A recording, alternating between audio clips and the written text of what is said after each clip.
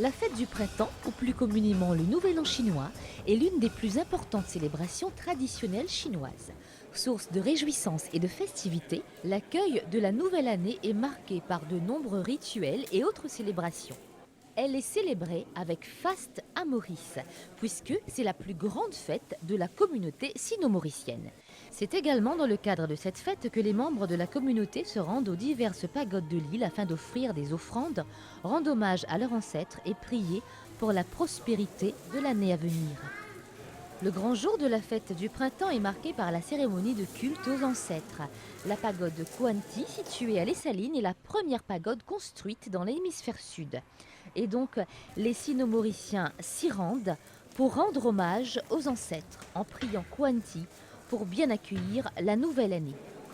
Et au fil du temps, la cérémonie à la pagode de Kwanti est devenue une cérémonie traditionnelle annuelle. Kwanti, il est né à Yancheng et il est un grand guerrier, il a la guerre un peu pour la population.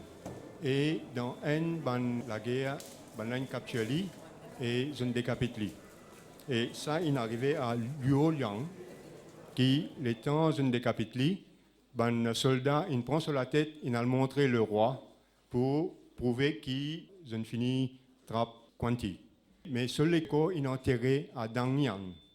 Alors, il est né à Yancheng, sur la tête, il est enterré à Luoyang, et sur l'écho, il est enterré à Dangyang, délégation de 9 personnes de la pagode Kwanti Maurice, qui est invité spécialement dans l'océan Indien, Kwanti Maurice. Et 9, nous allons nous sommes là-bas. C'est une cérémonie en octobre pour l'anniversaire de Kwanti. Et je vous trouvez, il y a quelques-uns des membres qui sont allés. Nous avons une écharpe. Chacun membre qui est en visite là-bas se tombe, quand il est enterré, nous avons une écharpe. Et il faut espérer qu'il y ait ça, le 9 là, je vous garde ça en bon souvenir. Mais tous les ans, pour une cérémonie là-bas, c'est la 10e fois qu'ils ont fait l'année dernière et ils peuvent continuer. Alors, si nous gagnons l'invitation, nous allons les autres en déconner, qu'ils fassent si les autres intéressés, ils sont capables d'aller là, à Kwanti là-bas. C'était vraiment pour nous, ce qui allait, un bon souvenir. Bon souvenir, très touchant. Un petit peu la pluie, frais, mais une nouvelle place qui nous a découvert. Alors, on m'appelle le président, M. Gérard Ango, pour faire ce discours. Merci. Distinguished guests, friends and relatives,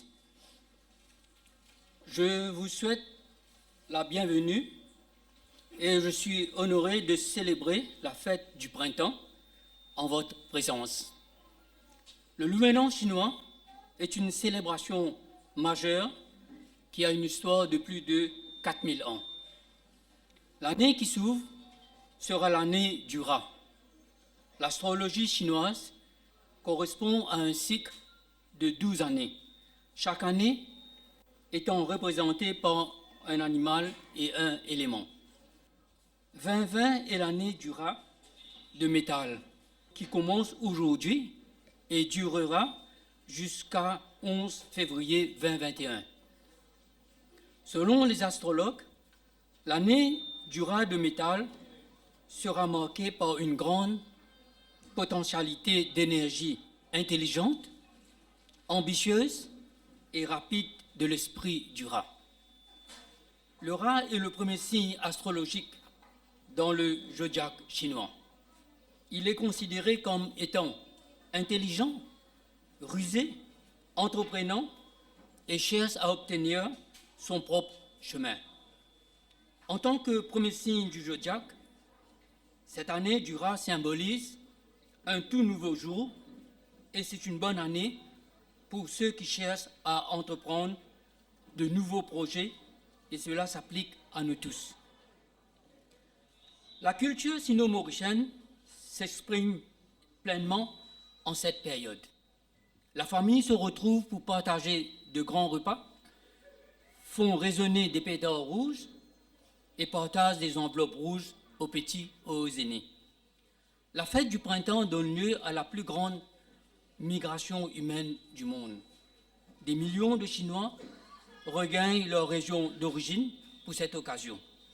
Il y a deux aspects de cette fête annuelle, l'aspect familial et l'aspect spirituel.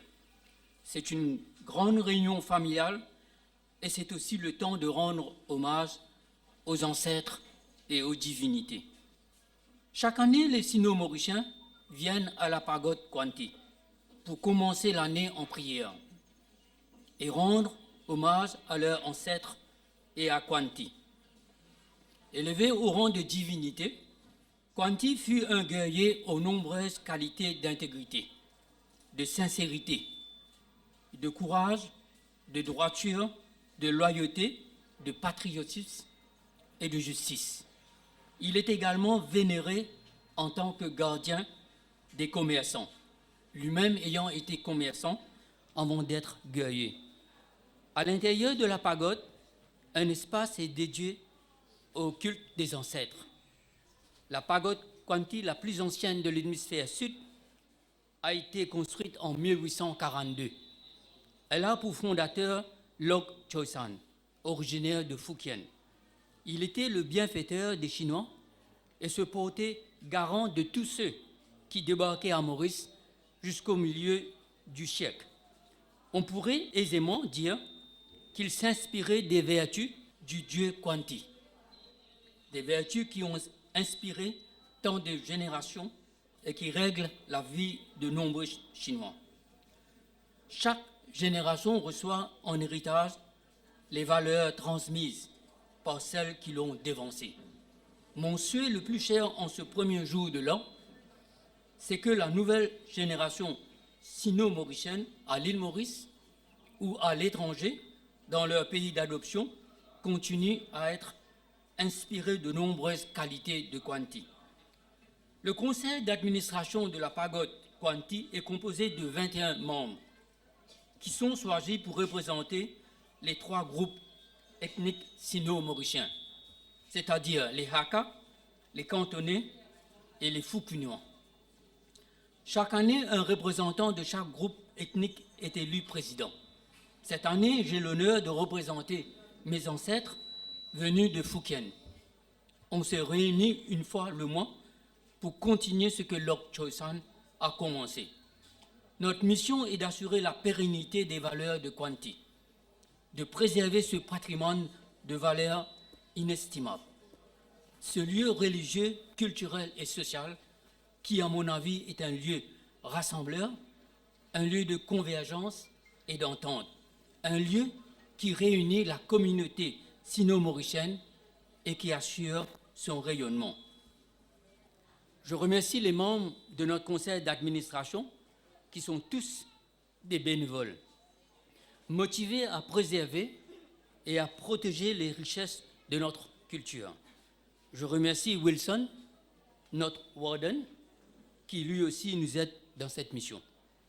Au nom du conseil d'administration, je vous remercie de votre présence parmi nous, une présence qui reflète le soutien important que vous nous apportez. Je remercie aussi tous nos sponsors. Le nouveau pavage qui se trouve près de la cheminée nous a été gracieusement offert récemment par un bienfaiteur qui a demandé à garder l'anonymat. Je le remercie et je remercie tous les sponsors qui nous soutiennent et qui contribuent à garder vivant l'empreinte et la mémoire de nos ancêtres. Je vous souhaite à tous une très bonne année remplie de bonheur, d'amitié et de succès. Merci.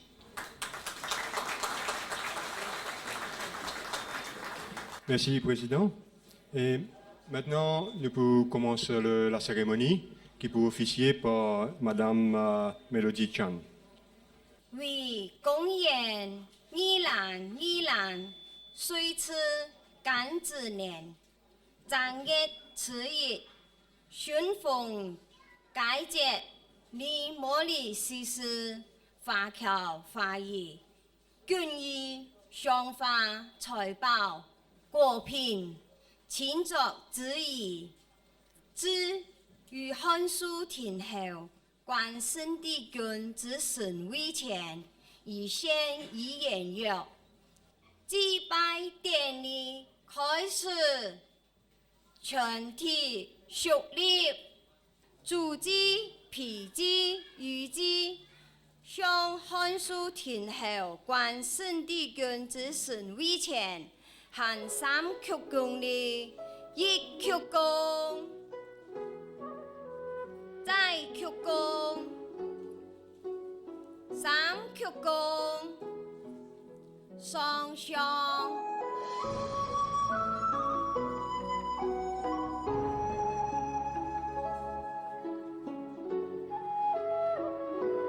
现宣发，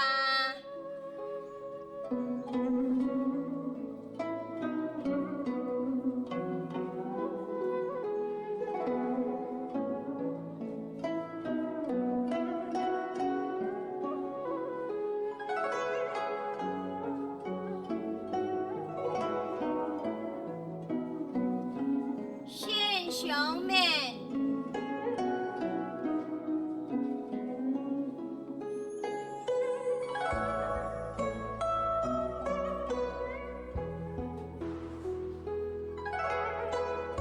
献米酒，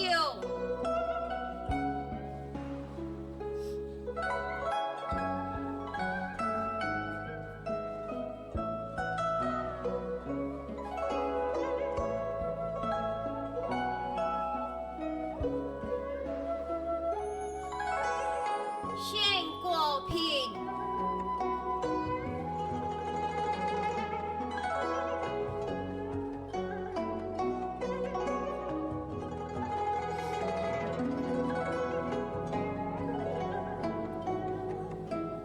献财宝。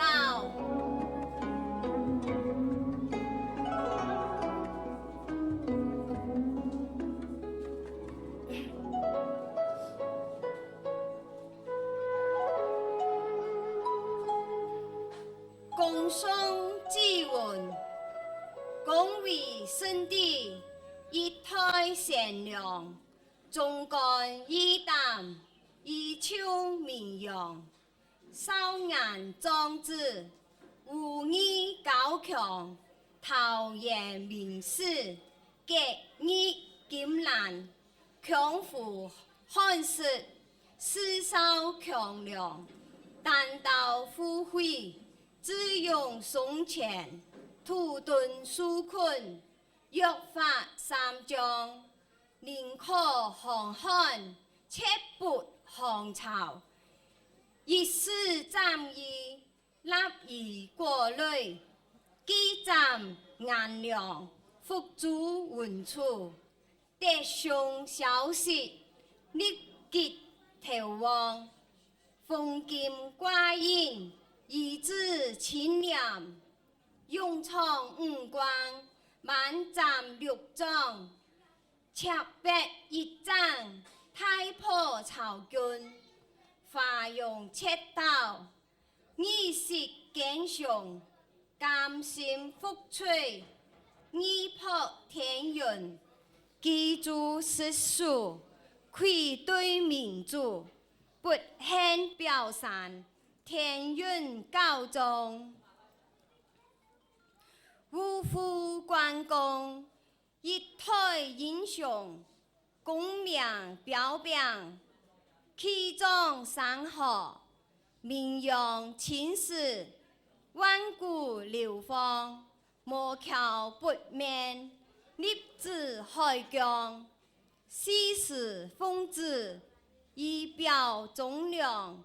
自当上书，奉旨请求，复为圣帝，显赫阴阳。有我朝中，闹有安详，风调雨顺，国泰民安，公其福感，内家来上，上上主祭皮祭，以祭。向汉书天后关圣帝君之神位前，行3鞠躬，1鞠躬，再鞠躬，3鞠躬，财宝。前庭人士向汉书庭后，观圣帝君之神位前，持坛一鞠躬。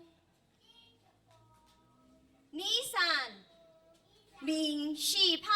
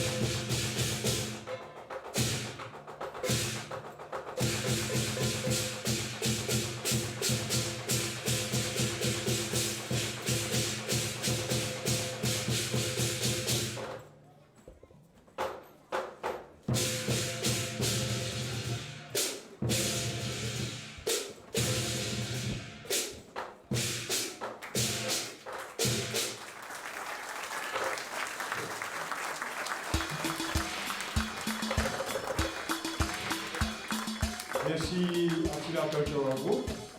Merci beaucoup pour votre présence, pour l'expérience d'apprécier la cérémonie.